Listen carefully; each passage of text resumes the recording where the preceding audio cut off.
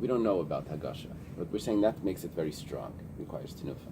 Minchas Chayte doesn't require Tenufa, but Minchas Chayte can lift up 10 pounds. It needs Hagasha. It needs to be brought close to the Mizbeach.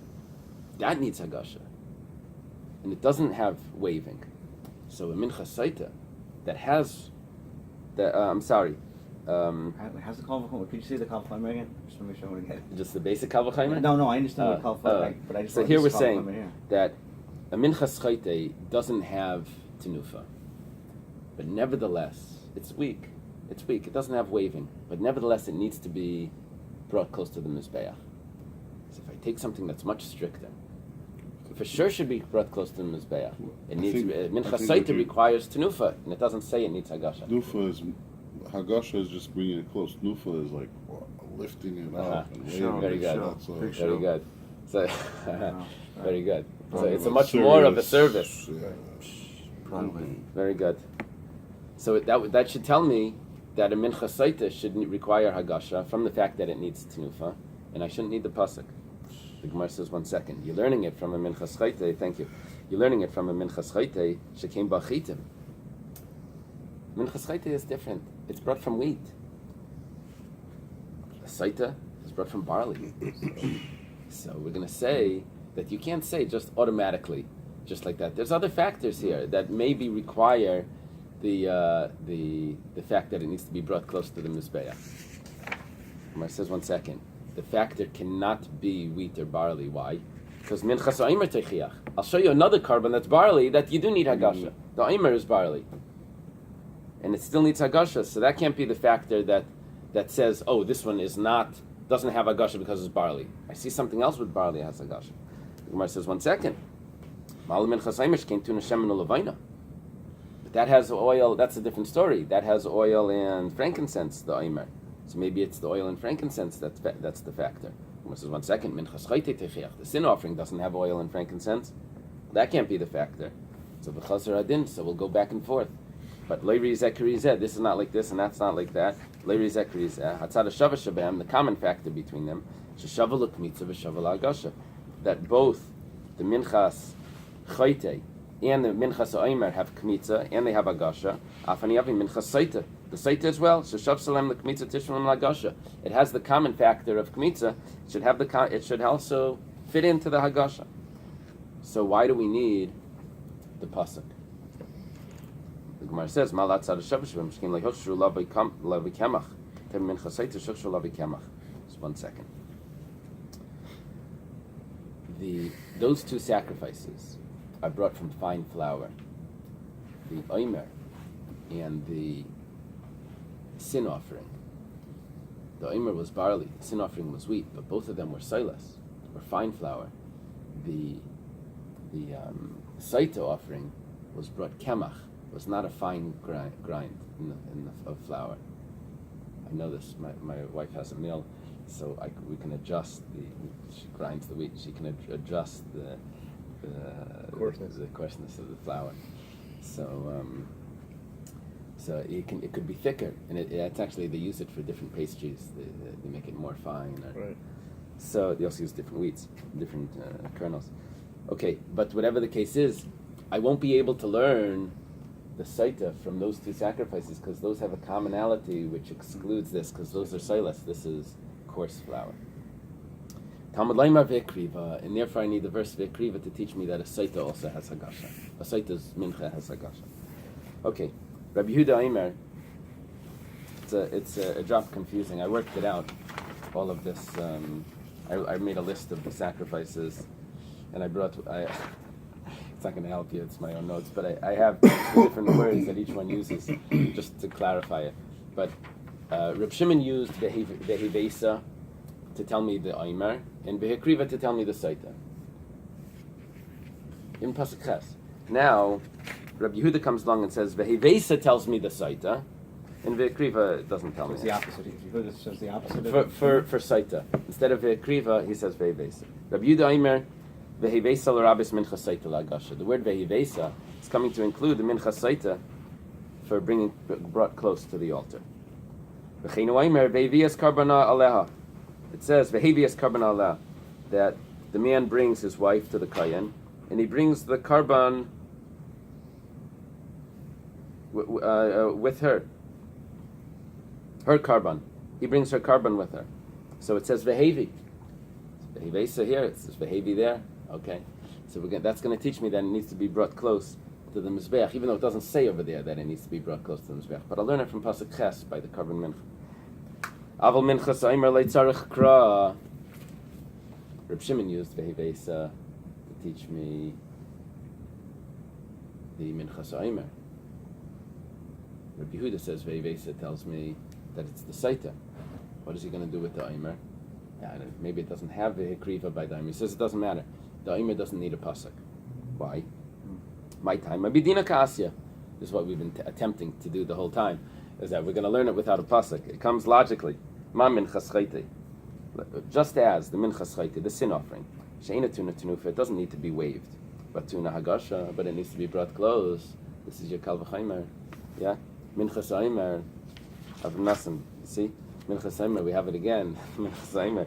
Shetuna tenufa, that requires to be waved. Ain't it din shetuna hagasha? For sure it should be brought close. So that's the aimer. The Gemara says, 1 second. That's not necessarily such a perfect kal v'chaymer. You're learning from a minchas chayte that it needs hagasha and it doesn't need tenufa. So for sure the aimer mala minchas chayte she came bachitin. The aimer was barley. Chayte is wheat. It's not a good comparison. There's other factors there that could be the determining factor. There's other variables, right? Minchas chayte techiach. He says, okay, so you think it's the wheat factor?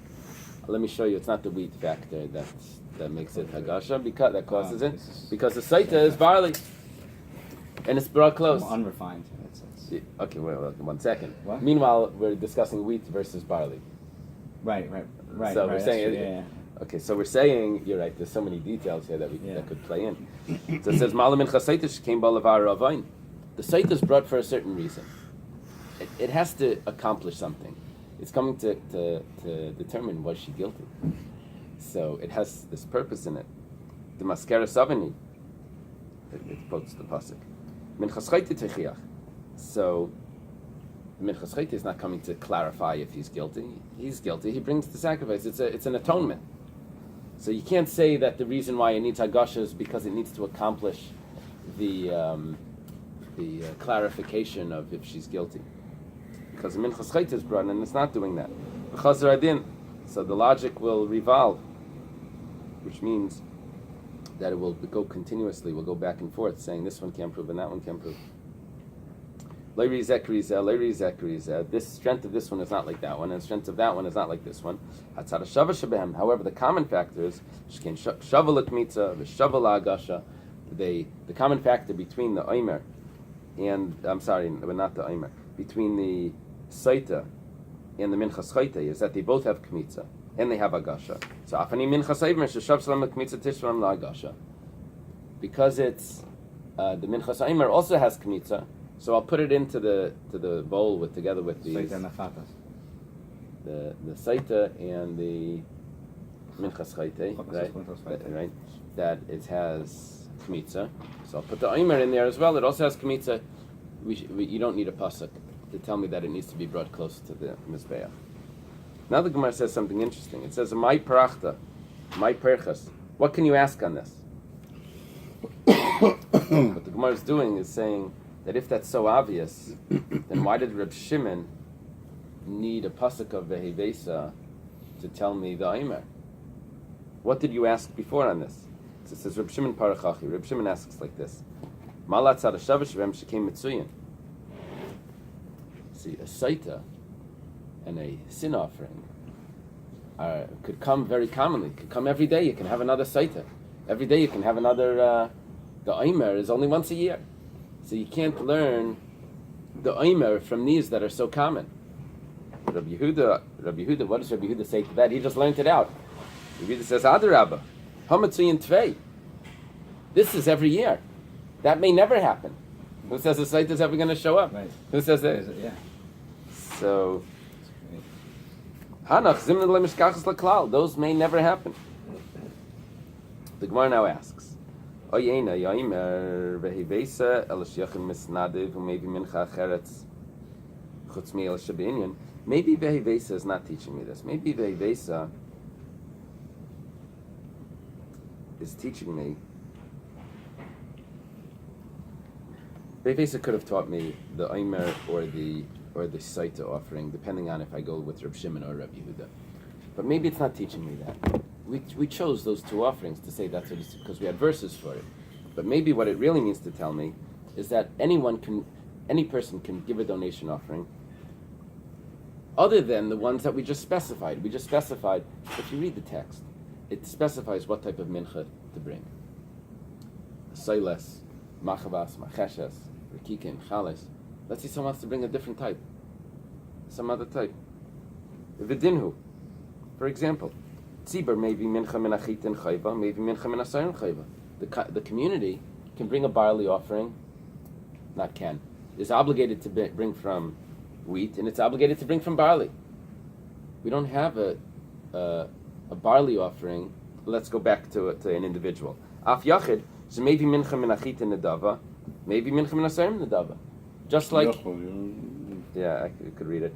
In yeshiva, they taught us to skip the parentheses and to read the brackets. But in over here, it's so much more complex. And Kadshin, that's too simple. Okay, maybe I would say, right, that he should be allowed to bring a barley offering if he wants to, just because I find the community doesn't bring donation offerings. Yeah, they do. But they have obligation offerings. That's mainly what it is. So there's obligation for wheat and obligation for barley, the Omer. So an individual has donations. He has donations for wheat. Maybe he can have a donation for barley. Well, that will be the comparable to the community's obligation offerings, the same symmetrical wheat and barley obligation, donation for the individual wheat and barley. So Talmud Leimar, it says no Eily. You can only bring these. And as I thought maybe Bais is coming to include something else, Pasuk says no, these. The ones that says the word Eily or the word Vehivesa? It says Vehivesa mincha sheyasa me Eily. So the word Eily tells me that it needs to be from Weren't we asking a question on the word Vehivesa? Yeah, we're asking. Let's say Vehivesa is coming to teach me more types of offerings. So it says no, you can't include anything more because we said Eily, which means only these. So Gemara says Eily ala Eily.